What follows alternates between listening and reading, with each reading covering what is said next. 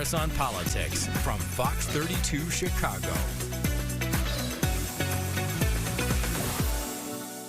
Some opening shot thoughts tonight. Ethics reform in Illinois is a lot like the Epstein saga.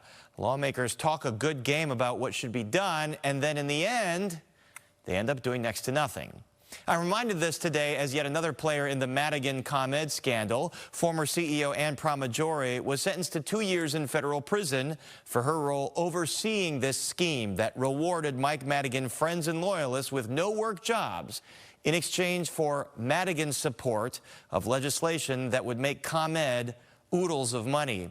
Now, Illinois Democrats, many of whom owe their careers to Madigan, came out swiftly after all the ComEd convictions, promising to put the sleazy, corrupt ways of the past behind them. Governor Pritzker said it was time to clean up government.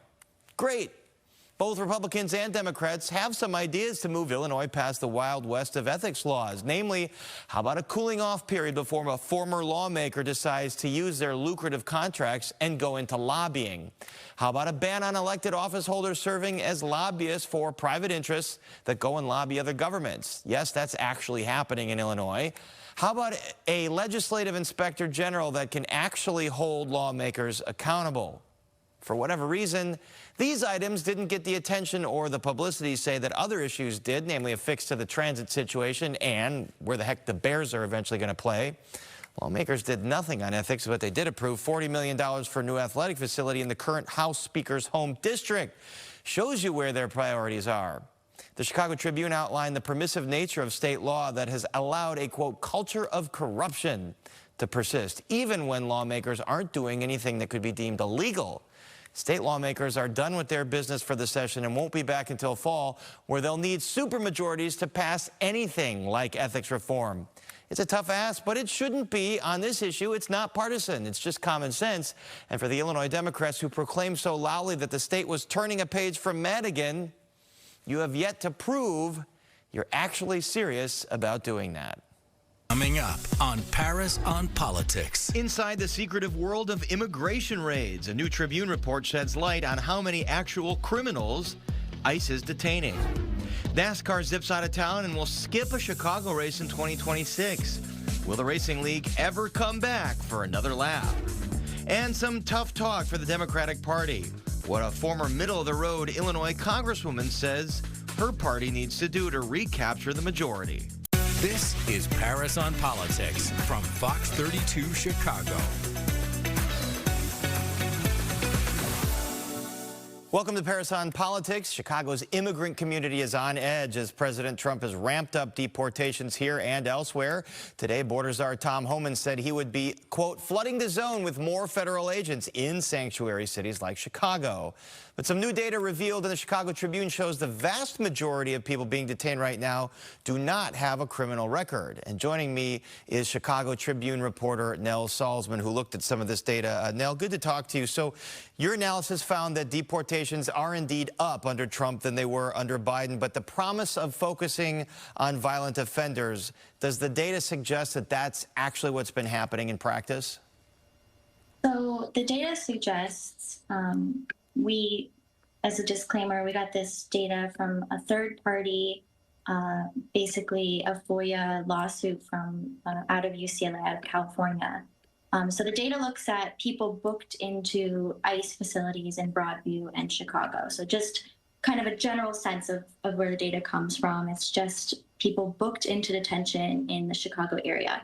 But what we're seeing, right, is that there are more people, but not necessarily people, as you said, Paris, who have committed serious crimes. So we're looking at, 3 times the number of immigrants convicted of crimes, but 9 times as many immigrants without any known criminal past in Trump's first 150 days compared to the 150 days before he took office. And you mentioned that this data comes from a third party because I'm sure you, ourselves, and many other outlets have had a lot of trouble getting the information from ICE as to who they're detaining, what their records are. So you're looking at the folks that are being detained in the suburban processing center. Do you have any idea of who their identities are or what their situation is in Chicago? Right. As you said, a lot of news outlets in Chicago have been trying to get this data. We actually submitted a FOIA for similar data ourselves back in January when Trump took office. So local ICE agents haven't released similar data. Where this information comes from is a December lawsuit that the law school I was mentioning filed and shared with the Deportation Data Project. Now, the data looks at people who are kind of given unique identifiers, and so it doesn't actually say specific names. There's no biographical info. We don't know what city or county they're from. So the way that we describe this in the article is we're using this as sort of a proxy. Basically, people who are brought into detention centers in Broadview, as you said, or Chicago. And we have vague ideas, right? So we can know if they've been married, for instance, or kind of when they've been in and out of the country. I think one thing that was particularly interesting to me in looking through the data is you could see kind of the youngest and the oldest ages of people who have been removed or deported under Trump. And it's interesting that the youngest was a boy who was born in 2021, it looks like, who had no criminal conviction. And the oldest was in his late 60s. So you're really talking about the gambit of people here. And we're looking at that contentious day on June 4th where there was a big raid in the South Loop. Do we know what that netted for ICE that day that has become such a flashpoint now? So what we found was that day, June 4, was the highest number of people detained in these processing centers. It was 88 people, and the data mirrored national trends across the board, right? The data in Chicago mirrored national trends that a lot, as you said, Paris, of these people have no criminal record. And that day, June 4, where you're showing that footage, of ICE agents who pulled people out of an office in the South Loop and brought them into unmarked vans. We really saw that those national trends were mirrored in the data from that day.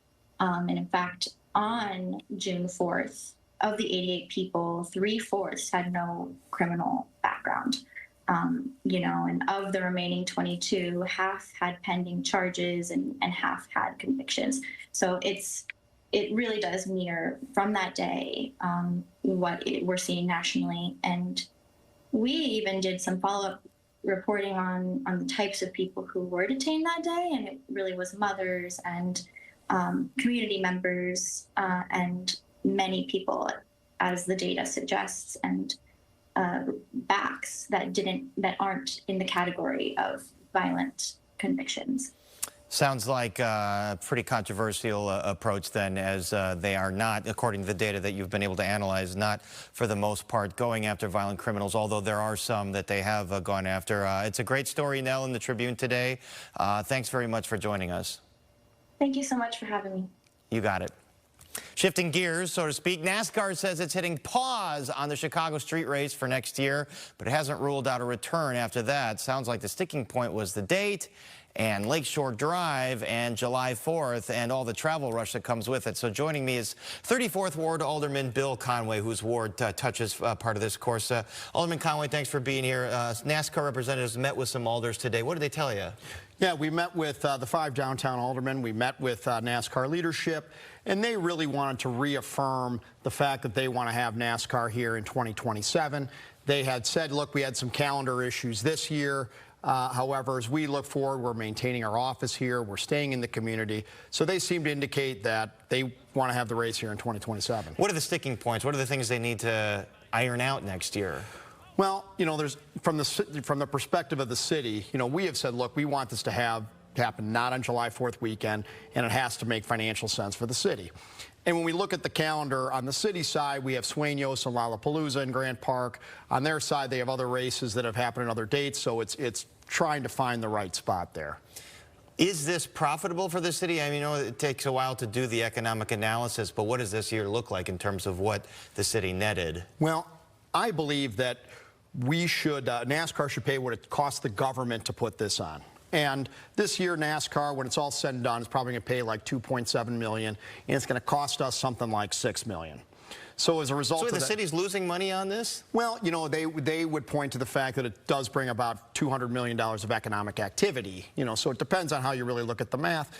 But you have a situation where Lollapalooza pays close to $8 million to put on that event. So NASCAR should be paying something that makes better financial sense for the city. You just wonder if they really need to be in the Central Loop area. Maybe they should just be somewhere like on Roosevelt Road or something with all the potholes and stuff, and see how that holds up. Well, I think wherever it happens in the city, Chicago always does shine on the national stage, and I think the race does make Chicago look good to the world. Is there rumors? I mean, I've heard rumors that they're looking at other cities, potentially San Diego. Have they said anything about perhaps trying out another city? I asked that direct question, and they reaffirmed the fact that it would not be mutually exclusive with Chicago, and that they really want to come back to Chicago in 2027. And one thing I will say about NASCAR, not only have they made it less inconvenient for downtown residents each year. It's still fairly inconvenient, but better so. But they do a great job at communicating with residents, so I think they've proven themselves to be straight shooters in their communication. When you talk to residents in your ward or near the course, what do they say? Yeah, I don't mind the inconvenience, or no, keep them away. Yeah, you know, we've done a survey each of the 3 years that we've had the race, and it basically, the results come back and say, look, we thought NASCAR would be inconvenient, and it is inconvenient, but maybe a little less than we thought, but please don't have it on July 4th weekend, which is why that is such a big sticking point. Looking at preliminary results from this year, for downtown residents, about 60-40, they'd rather not have NASCAR at all, and then also 60-40 that please don't have it be July 4th weekend if it is going to be here in Chicago. So is there a number you want to give them to say, look, you need to give the city this amount of money to the parks, to the after-school programs, to whatever? Well, we have to really look at what the full costs are. You know, I'm looking at prior years, and that's where my $6 million estimate comes from. I mean, it could be a little different than that. For example, if they hired off-duty police, and so we had to use less police. But we need to figure out what is the government spending in terms of police, fire, street maintenance, traffic management, and take it from there. And it's just, the thought is that $200 million replacing $200 million that would have come otherwise because it's 4th of July weekend and people go to the beach and use hotels? That is what a reputable independent group says is the economic impact of NASCAR alone, and I don't think it should take out cannibalization if they're doing it properly. But you do make a great point in the sense that there's a lot of tourism that comes to Chicago anyway, and not to mention July 4th weekend is a very family-friendly weekend. People want to be able to use the big park in the city on that day and on that weekend. So that's why we're really trying to get it to be a different weekend. So bottom line, if you had to wager, are they going to come back in 2027? Are they going to stick around long term? You know, I take them at their word that that's what they're trying to do. I'm hopeful that we can find a better day on the calendar for NASCAR to come back. And as I understand, the mayor wasn't involved in this meeting today. So are they going around the mayor to just work with aldermen? I do know they have met with the mayor as well. You know, it is worth noting the next race in theory would be in July of 2027, which is after the mayor's term. You know, I know the mayor does say he'll be mayor for 24 years, but there is some chance that will not be the case. Some slight chance, although that has yet to materialize, although it's starting with Susana Mendoza now kind of testing the waters a little bit. All right, Alderman Bill Conway, 34th Ward, thanks very much for joining us. Thanks for having me, as always. You got it. And up next, is the Democratic Party due for a rebrand? When we come back.